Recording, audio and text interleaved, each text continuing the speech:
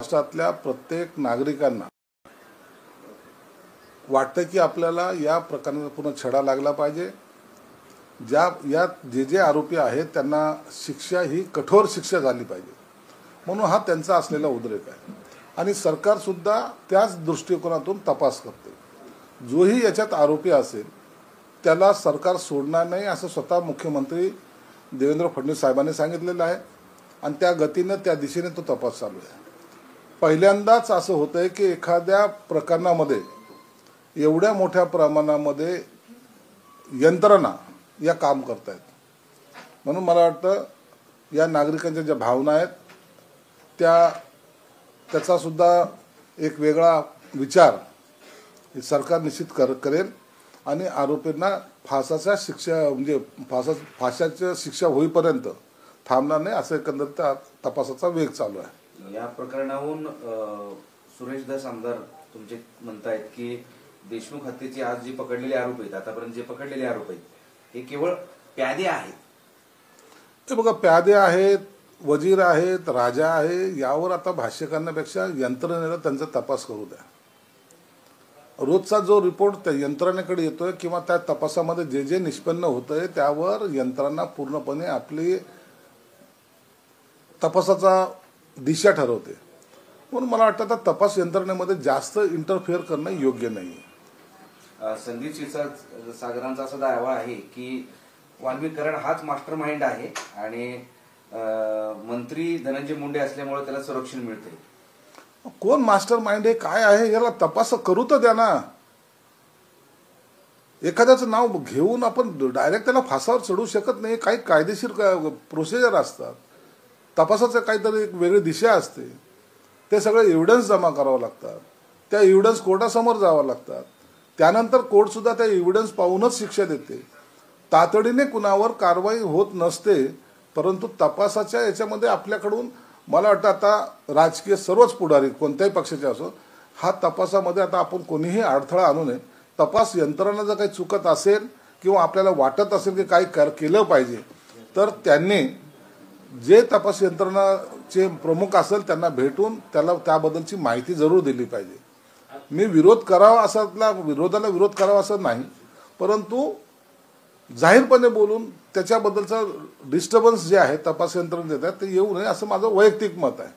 असा प्रश्न उपस्थित होतोय की या मसदो प्रकरणातले सगळेच आरोपी पुण्यातच सापडत आहेत, काही राजकीय वरद हस्त आहे का पुण्यात? तो तपासामध्ये येईल ना। आणि जेव्हा मुख्यमंत्र्यांनी एकदा स्पष्टपणे सांगितलंय की मी तो कोणीही असेल, कोणाचा जरी त्याचा इंटरफेअर आढळला तर त्याला माफ केलं जाणार नाही, एवढी स्पष्ट भूमिका जेव्हा मुख्यमंत्री घेतात त्या टायमाला त्याच्यावर शंका उपस्थित करण्याचं काहीच कारण नाही। सत्ताधाऱ्यांवर विजय वडेट्टीवार यांनी गंभीर आरोप केलाय। कराडांना संपवून या ठिकाणी पुरावे नष्ट करण्याचा प्रयत्न सत्ताधारी करतात असा गंभीर आरोप आहे आणि एक जे आरोपी बाहेर येतात त्यांना संपवण्याचा कट आहे। आता कराड पकडला गेला, त्याची कस्टडी चालू आहे, ती त्यांना चांगली वाटत नाही, त्याला संपवण्याचा प्रयत्न करतायत म्हणतायत। मग आता त्याला काय तर कुठं काय केले काय पाहिजे ते त्याच्या सूचना मार्गदर्शन त्यांनी केलं पाहिजे। त्यांना कुठं आणखीन 5 स्टार मध्ये ठेवलं पाहिजे, त्यांना कुठं आणखीन त्यांचे बडदास्त ठेवली पाहिजे ते सांगा। यंत्रणा काही करायच्या अगोदरच त्याला एवढं प्रोटेक्ट करण्याचं कारण पण काय? एका अर्थाने त्याला ते प्रोटेक्ट करतायत आणि त्याच्यावर आरोप नाही करत, तर त्याला वाचवण्याचा प्रयत्न करतात असं माझा आरोप आहे। एक प्रामुख्याने पाहिलं तर जो महत्वाचा मुद्दा आहे, आता संजय राऊत सुद्धा म्हणतात की हा जो मुद्दा आहे तपास आहे, तपास यंत्रणा काम करतात, त्यांना काम करू द्या, यावर न बोललेलं उचितच ठरेल। त्यांची आता ही भूमिका पाहायला मिळते, तुम्हाला काय वाटतं, ते पण सहकार्याची भूमिका दाखवतात का? संजय राऊत आता सर्वच भूमिका सहकार्याची दाखवणार आहेत। मधल्या काळामध्ये विधानसभेच्या निवडणुकीमध्ये त्यांच्यावर लोकांनी जो काही औषधोपचार केलेला आहे, ज्यांच्यामुळं त्यांची प्रकृती आता ठणठणीत झालेली आहे आणि आता काय बोलावं हे त्यांना आता कळायला लागलेलं आहे। म्हणून जनतेचा औषध कसा असतो किंवा जनतेचा ठोका कसा असतो आता त्यांना कळून चुकलंय, म्हणून त्याची ही नरमाईची भूमिका त्याचं आम्ही स्वागत करतो। संजय राऊत असं म्हणाले की देवेंद्र फडणवीस हे गेली 2.5 वर्ष चुकीच्या लोकांनी भिडलेले होते म्हणून तुम्ही त्यांना टरबुजा म्हणत होते। तू राशील तर मी राहील तुम्हीच म्हणत होते ना।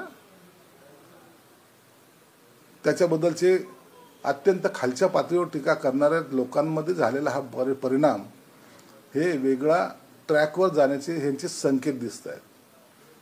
चुकीच्या लोकांबरोबर होते का चांगल्या लोकांबरोबर होते हे जनता जनार्दनाने दाखवून दिलेलं आहे. चांगल्या लोकांबरोबर राहिल्याने काय फरक पडतो हे विधानसभेमध्ये एवढं स्पष्ट बहुमत दिलंय, याचा अर्थ तुम्ही बरोबर राहा असा होतो. हे यांना कळायला आणखीन तेवढं डोकं असलं पाहिजे. फडणवीसांचं कौतुक मुखपत्रातून करताना, सामनातून करताना जवळीक साधण्याचा प्रयत्न करतात का, याची चर्चा सुरू झाली. आता पर्याय काय त्यांच्याकडे? आता त्यांच्याकडे पर्याय काय राहिलेला आहे? काँग्रेस विचारते त्यांना, शरद पवार साहेब कुठे आहेत माहिती आहे त्यांना. ज्यांची हे पालखी घेऊन फिरत होते कुठे गेले ते लोक? म्हणून या लोकांनी त्यांना सोडून दिलेलं आहे आणि आता यांच्याकडे अकेला लढण्याचं बळ यांच्या मनगटामध्ये राहिलेलं नाही. एकटे हे लढू शकत नाहीत, पर्याय शोधतायत ते. आणि पर्याय शोधताना हा त्यांना एक सॉफ्ट कॉर्नर वाटतोय की आता 5 वर्ष तर आता म्हणता येणार नाही की उद्या निवडणुका घ्या, परवा निवडणुका घ्या. म्हणून आता 5 वर्ष त्यांना या सिल्वर ओकची पायरी सोडून दुसऱ्या पायरीवर जाऊन बसावंच लागेल, हे एकत्रित दिसतंय.